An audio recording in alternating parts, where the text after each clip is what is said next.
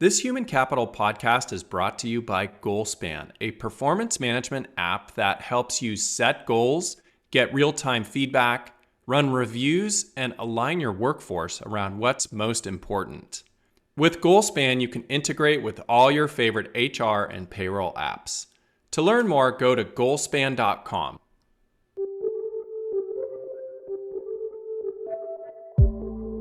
Welcome to the Human Capital Podcast. I'm Jeff Hunt. Whether you are an individual contributor, a supervisor, or an executive at your organization, difficult conversations are impossible to avoid at work. Actually, you can avoid these conversations, and many people do, but doing so usually comes at a very high price. It could be a performance review, or asking for a raise, or giving your manager constructive feedback. Today, we are dedicating the show to talking about how to lean into healthy conflict at work. By the way, have you noticed that the best leaders and colleagues at work seem to be very good at this? You see them having conversations where people still feel respected and they maintain their dignity and they feel empowered. But if we avoid these conversations, we can build up resentment that leads to decreased productivity, disengagement, and even reduced collaboration. Avoiding conflict also increases stress and anxiety and can ultimately impact employee mental health and well-being. According to CPP Global, the average employee spends 2.8 hours per week dealing with conflict, which adds up to 385 million working days lost per year in the US. Regarding interpersonal relationship conflict, the Gottman Institute found that 69% of relationship conflicts are perpetual, meaning they are ongoing issues that may never be fully resolved. This topic is so important that the world-renowned Haas School of Business at UC Berkeley implemented a class about it into their curriculum. The class is called Difficult Conversations, Conflict Lab, and was held last fall to help 30 students in the MBA program practice difficult conversations that included giving constructive feedback and saying no to the boss. Today, my guest is one of the course facilitators, Francesca LeBaron, who is a faculty member at Haas and an alum of the Haas MBA program.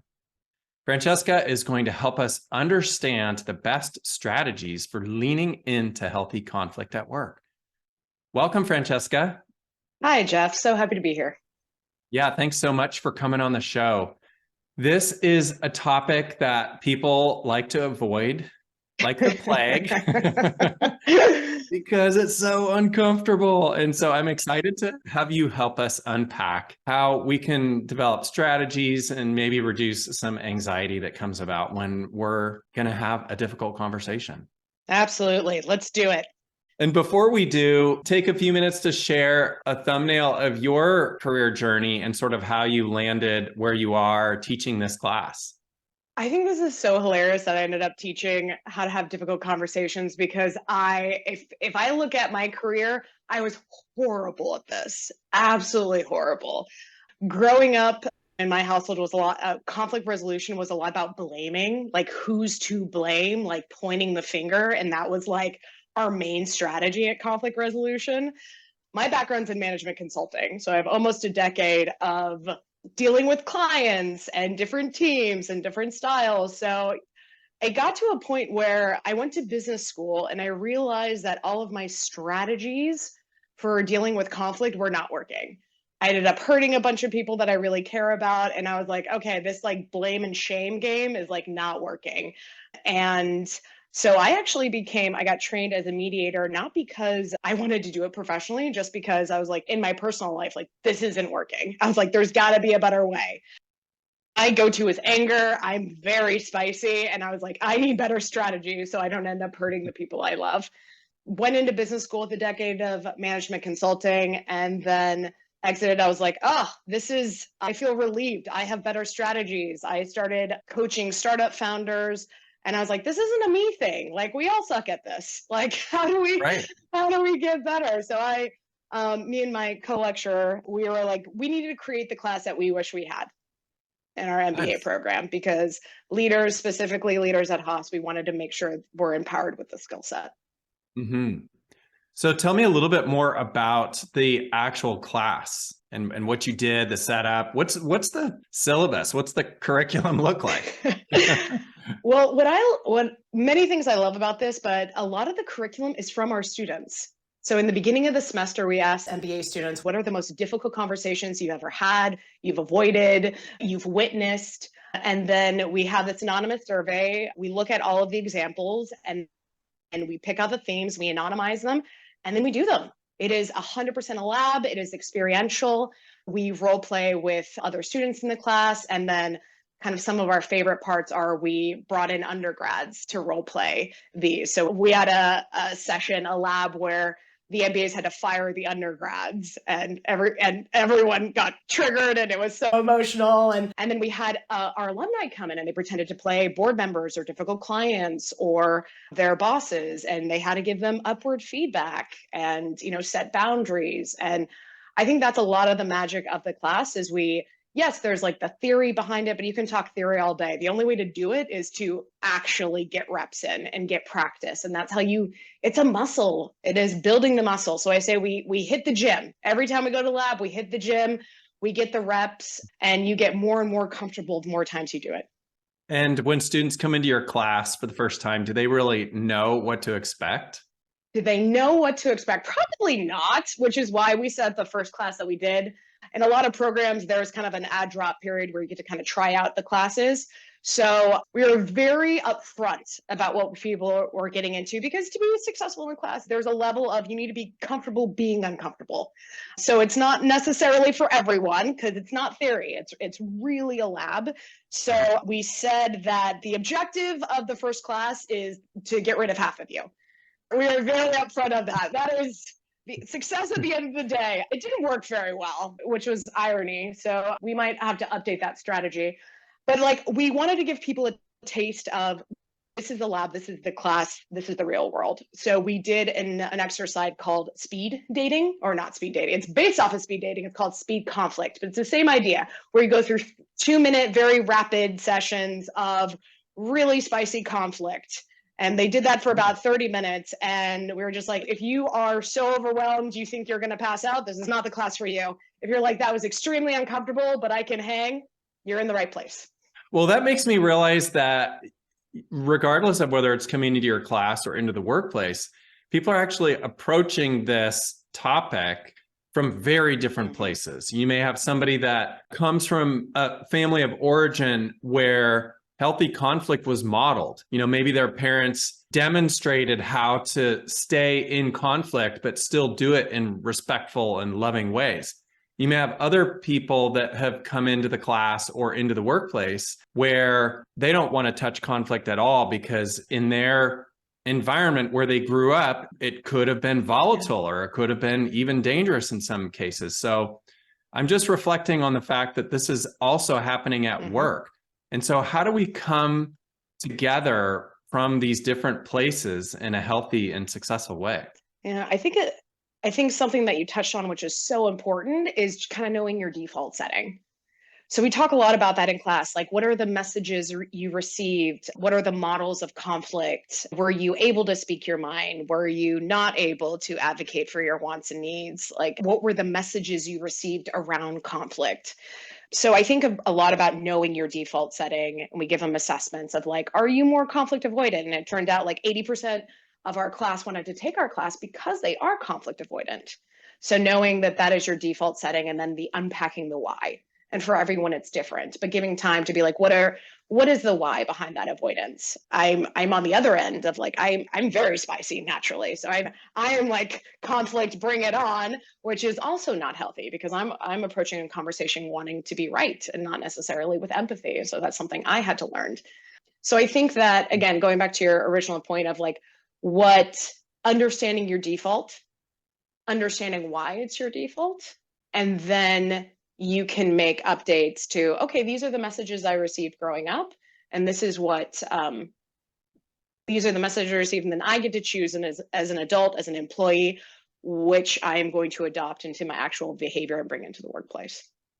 So part of what you're describing is really just actually helping people improve their self-awareness going into these situations, because if I have greater self-awareness that I'm triggered in a certain way when somebody's responding aggressively, then I can sort of manage that better. If I have less self-awareness around that, then I might be triggered and then do or say something in an unhealthy way, right? Yeah, absolutely. We do an entire class on, what are our activators?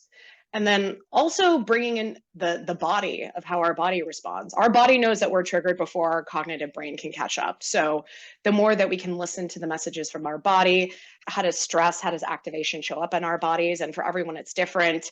Some people, it's their stomach. Some people, it's, for me, it's my breathing. I stop breathing every time that I'm really feeling activated. My heart rate goes. But the more space that we can give between noticing our somatic symbols or indicators of activation, the more that we can work to regulate. So I can sense it now and I can start my breathing exercises. I can update my stance to make sure that I'm grounded into the floor. I can ask for the space I need. So self-awareness, not only in like our feelings and how we're, and like mentally what we're thinking about, but 100% from our body and listening to the wisdom of our body, which can help us regulate so we can be in a place to be effective. That's awesome. I love that. I'm also thinking that in the workplace, you have, in most organizations, a hierarchical structure. So, I mean, there are some organizations that are very matrix oriented, so that's difficult to pull off. But if you do have a hierarchical structure, let's say you're a manager and you're going to go meet with your employee and deliver some difficult constructive feedback, isn't it helpful to actually check in with that employee about where they're at before you begin the conversation? So let's say they're going to feel very anxious coming into this difficult conversation. If you set the stage and just say, hey, how are you feeling? Are you feeling anxious about this conversation? Is something like that helpful, Francesca? I really encourage leaders to co-author what that space looks like that works for both parties. If it's taking a walk outside, if it's like getting written feedback before so they have time to digest it, there's no one size fits all. I really encourage people to have an open dialogue around like, how do you, even way before performance review, way before this, like, what is the manner in which you like to receive constructive feedback? Like, how do you deliver it in a way that feels supportive to you? Which is different depending on the relationship, on the type of feedback, but understanding what that is way before there is feedback to give. And making sure that, again, this is not the leader should not try and read minds.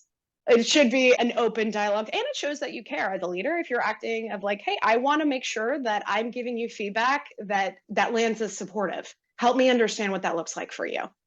Yeah, leaders should never assume, should they? Yeah, I think a lot of our default setting is this is how I like to receive it, so that's how I'm going to give it to others.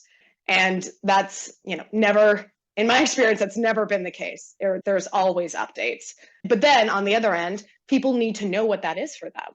People need to know what would supportive look like for me. And really customizing the delivery as well, right? If you're a leader or manager, every single person's different. And if there's one person that you need to have a difficult conversation with much more clarity and energy, you need to sort of customize that versus somebody who's going to bring more sensitivity into the conversation, right? Yeah, absolutely. Absolutely. I had one client where the way he delivered constructive feedback was while he was rock climbing. Like that was the best way. I find we're very stuck in it looks like this in this way, and we're sitting across the room and we're in a separate. And it really doesn't have to be that at all.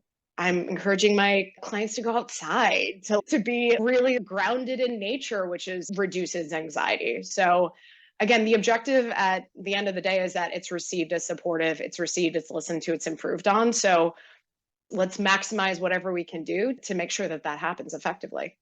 Talk a little bit about visioning in a conversation. You're going to have a difficult conversation. Can visioning a successful outcome help us?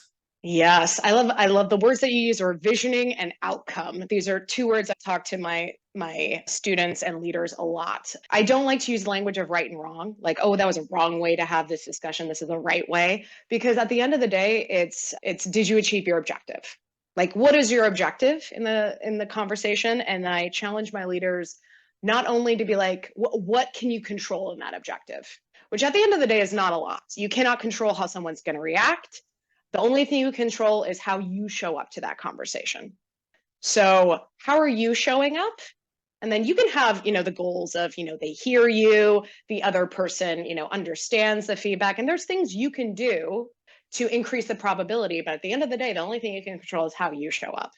And I think so. And when I think of, to your question, visioning, yes, you can envision an outcome, but really envision you showing up with your intentions for, I want to show up as calm. I want to show up as respectful. I want to make sure that I'm listening to my partner, that I'm understanding, I'm repeating back, that they feel heard. So I invite people to envision, how are you going to show up in that conversation, and practice that kind of way of being and that energy and those intentions. Because number one, that's what you can control. And number two, if you practice that being in that space, that you'll show up that way. That's great, because if we have these expectations for outcomes, it's very possible that we'll be disappointed, versus if we just show up and we have expectations of ourselves and how we're going to behave, then we'll never be disappointed as long as we are able to. I would say never. Showing up calm for a very spicy is like hit or miss. But I had this with my students last week. I was like, well, what was your objective? They're like, oh, I totally failed at that. I was like, well, what was your objective? And they're like, to convince the other person I'm right. And I'm like, okay, let's unpack that. Because how much do you have control over that? How much? And if your vision of success, if your objective of success is always based on the behavior of the other person, then yeah, you're not setting yourself up to be effective. And isn't a good strategy also to enter into these conversations with a high degree of curiosity? Absolutely. Absolutely. I encourage my leaders to really stay on their side of the net. The only thing you know at the end of the day is your thoughts, your opinions, your motivations, your needs, your emotions. You have no idea the thoughts, needs, motivations, intentions of someone else. We think we know, and that's the number one way to get people defensive, but we actually do not. So it's very important to know where your limits are, like your limit of knowing something is factual, and everything that's beyond that, just being curious. Even things like feelings. We can be like, oh, I'm seeing you're anxious, or I'm seeing you're upset. I mean, for me, I'm spicy. So if someone told me of like, oh, you're angry, that would get me defensive, because I'm like, you don't know what I'm feeling. But if you could be with curiosity of like, hey, I just gave you this feedback. I want to know how it's landing. How are you feeling right now? Yeah. That gives an opportunity for me to express that without you telling me what you think you're observing. Which goes back to what I was saying in the intro. That's so much more respectful. You're respecting the person, you're giving them the dignity, you're empowering them to say what they actually feel, rather than trying to plant something, right? Yeah, absolutely. Absolutely. I mean, I think it's giving people the space to make room for honoring whatever lived experience they're having in that moment. And if you're going to enter into a difficult conversation, let's say it's about performance feedback for an employee, isn't it also helpful to take inventory on what your role is in that lack of performance or dysfunction that you're experiencing before that conversation? So it comes back to your all or nothing comment earlier, right, wrong. Nobody is 100% right or 100% wrong. So why can't we season the conversation with that approach? Yeah. In your reflection, I see this, right, wrong. It's like we're opponents, right? I am your boss and you are my opponent as the underperforming employee. And I think that's where a lot of the difficulty, even just in that framing, that dynamic shows up. Instead of like, how do we partner? Like, I am your ally in this, we're getting to the same goal. Like, I, as your boss, I want you to knock this out of the park. I want you to do really well. How do we team up to make that happen? Instead of being like, I'm auditing you. I'm more like keeping track of, you're not hitting these, you're not ticking these boxes. It's a very different dynamic to go in to a conversation. And I think that's when be like, I'm on your team. How do we do this together, rather than you're not performing? Just also thinking about how difficult conversations, they require a lot of proactivity. It's easy to kick the can down the road. I lead a group of CEOs monthly where we get together for a half day in person. Every one of those CEOs has expressed to me how difficult it is at times to be proactive with these conversations with people. It might even come down to the point where they need to let somebody go. And when we ask, okay, well, is this person somebody that should have been on board 6 months ago? Oftentimes they'll say, no, I should have let this person go a long time ago. And it comes down to them avoiding conversations along the way, which goes back to what you were saying about flexing this muscle. And you're creating this lab for people to come in and practice. So how can people at work that aren't able to be a part of your class actually practice these difficult concepts? I think practicing is key, because what you were describing as we just wait until it's too late. If we're having like little conversations along the way versus one big, I have to let you go. What I think of when I'm reflecting on that dynamic is the short term versus the long term. I'm going to choose like the short term comfort, knowing that in the long term, if I keep on not bringing it up, that is a consequence of it. One of the things that helps the leaders that I work with is thinking of it like that, of this is your responsibility to deliver this in the moment so that it is not building up like this over time. It's understanding the cost of not engaging and not giving that feedback, and also setting up an environment where it's normalizing this. I think that's the big thing. Feedback is something that you give once, maybe twice a year. And all the studies show that that is not an effective way to actually inspire behavior change. So how do we normalize this in a way that this is a daily in the moment thing that we all do because we're on each other's team and we want to show up well for each other, rather than this very anxiety inducing thing that happens once or twice a year? No one likes that. Managers don't like that. Not at all. Well, and it goes back to, if we're practicing these things regularly, then all of a sudden we, over time, develop a culture where it's normalized. Mm-hmm. And maybe even it becomes part of the onboarding process, so that people understand when they come to work, you're going to get feedback and we want you to give feedback as well. Is that the way to indoctrinate it into an organization's culture? It's a great question. And I'm working with a startup right now that it's in their value system. They have a value called clear the air. And that is every day. And then you have a shared language around it. So it's not this big, oh my gosh, I'm getting feedback. It's like, hey, I just need to clear the air on something. And we have a structure, we have a format where I can deliver it in a way it's supportive. Mm-hmm. I love that. What about managing up? So I'm an employee. My manager is driving me crazy because there are certain things that he or she is doing that are preventing me from being as successful as I could be. What are tips, tricks, and strategies for employees? Because sometimes this dynamic is more difficult for the employee when they're trying to give upward feedback. Absolutely. That is the hardest dynamic. We feel like we have everything to lose, right? And nothing to gain. One thing that I encourage is the open dialogue of making sure that it's delivered and heard.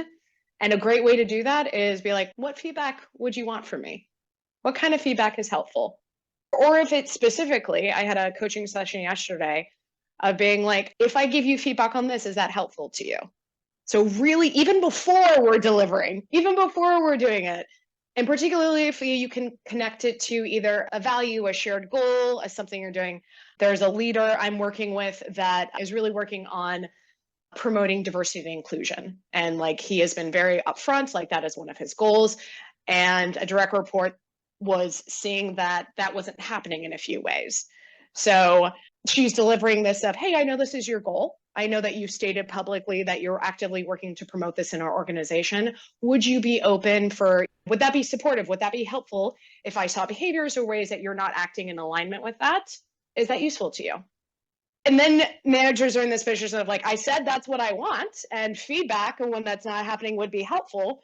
So in that way, you're not imposing it upon them. You're creating a space where, yes, we've established that this is helpful, or we've established this is helpful, and this is how I'd like to receive that feedback. And you're asking for permission, right? Which is great, whether you're an employee giving feedback to a manager or vice versa.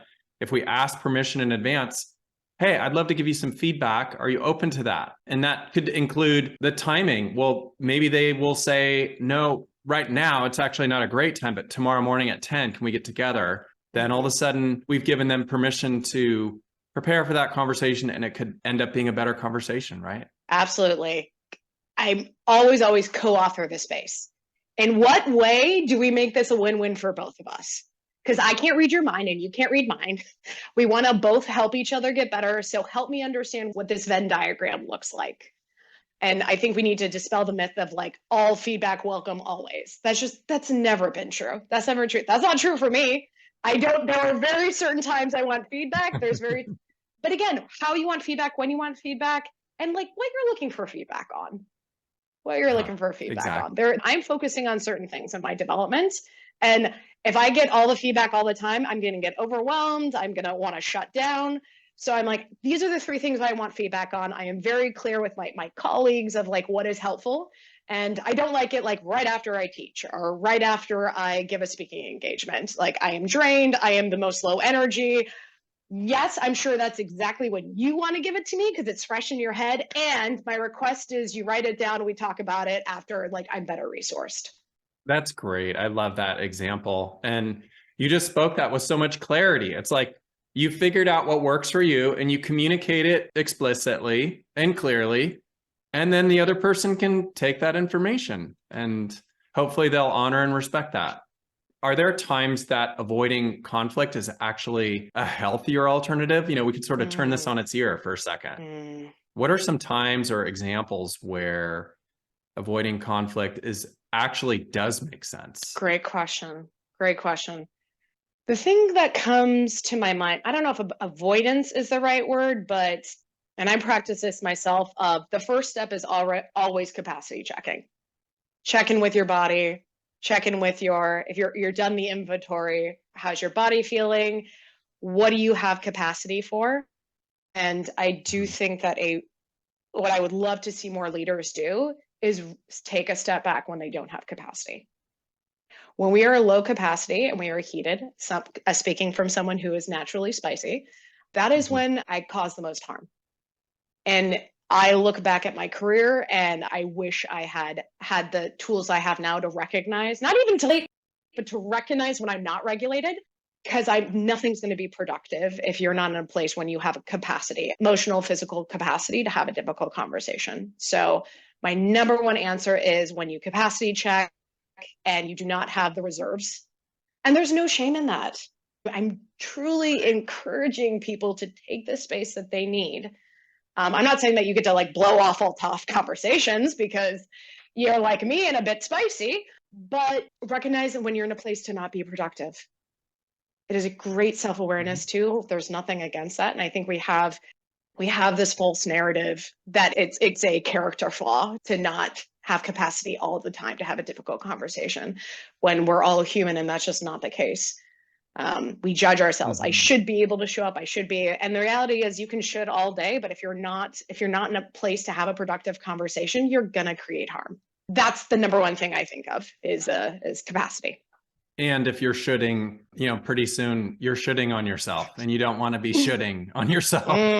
What are your thoughts about overlaying the whole diversity, equity, inclusion, belonging elements to this topic? Because there are many people that could be coming into conflict from a very different perspective because they're coming from an underserved community or class. And so it's adding a 4th dimension to this. Do you have any thoughts about that? Such a good question. I have so many thoughts.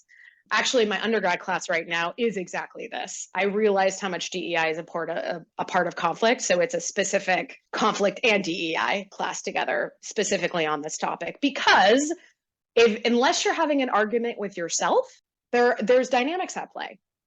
There's race, there's gender, there's in the business world, there's a hierarchy, there's power dynamics, and they're always at play in a difficult conversation. Always, always. So how do you recognize those? How do you call those out? And how do you make space for what is true? So that's one. And the other thing I think of is I'm a huge advocate of workplaces becoming more diverse. But this, having a skill set of this is what you need to get the value of that diversity, right? When people are coming from, as you said, from different places, from different backgrounds with different lived experience, there should be more conflict in the workplace. If we're all carbon copies of each other, we're going to agree on everything. And that's not how innovation happens. So to reap the benefits, yes, you can have different people who look different in the workplace and have different backgrounds, but you're not going to reap the benefits of diversity unless we're having those conversations where we bring our different perspectives and we can share them in a way where we don't have to agree with each other, but we can listen to each other. And I think that's the problem with a lot of workplaces right now. We're like, oh yeah, we need to get diversity, but this is how you get the benefit of diversity, by learning how to disagree respectfully and how to make sure all voices are heard. So I have a lot of opinions on this, but the long story short is having a conflict resolution skill set that's based on empathy. And before I give you my point, I really need to understand where you're coming from. I challenge my leaders to be, I'm not allowed to give my point until you feel completely heard in what your lived experience is. Unless I can repeat back and be like, what I'm hearing is you think this, this, and this for this reasons, and this is what you're bringing. Did I get everything? Is there anything else that you would like me to understand? Great. Until I can do that in a way where I can repeat back and you feel heard, only then can I give, okay, are you interested in hearing my perspective on this? We're seeing this polarization. We're seeing this inability to listen to people who disagree with us in a way that does not facilitate that type of dialogue. That's such great sage advice. Also, because if we can do that really well, we're going to ultimately increase engagement with one another, right? Because what people want most is to be heard. Absolutely. And so if I come out of a conversation knowing that I've been fully heard and understood, even if I don't exactly get my way, I'm going to feel better than if I left that conversation and I felt like that person did not understand me. They didn't hear me. I wasn't able to voice all of my points or concerns. Which is so wonderful and a great objective. And it's so hard when we disagree with people. They're just mentally, as soon as we disagree, as soon as you say something that I don't agree with, my brain turns off and I lose the ability to listen. When ironically, that's the time I need to zero in the most. Absolutely. Okay, before I switch us to some lightning round questions, I want to ask one more question, and that's about the tangible financial benefits to conflict resolution, to working well in this area. Are there benefits financially? Financially, absolutely. I mean, just piggybacking on our previous conversation, being able to have this skill set, disagree respectfully, that is how you reap the innovation benefits of diversity in the workplace. Having different types of people in the workplace means that you need to, in order to get the brilliance from them, they need to feel like they're in a place where their voice matters, where they'll be heard when they give their opinions, even if they're not popular opinions. So that is absolutely huge from innovation. And then I love the statistics you gave at the beginning. It is so true. 2.8 hours per week just dealing with conflict. And what I'm seeing a lot in my students and the leaders that I'm working with is just the real estate, the mental real estate it takes when you're avoiding that conflict, because you're constantly thinking about it. And that's time I'm not thinking about the next product I'm going to launch or how I'm going to, problem solve our next bug in the workplace. I'm thinking about how to conflict manage with the individuals on my team.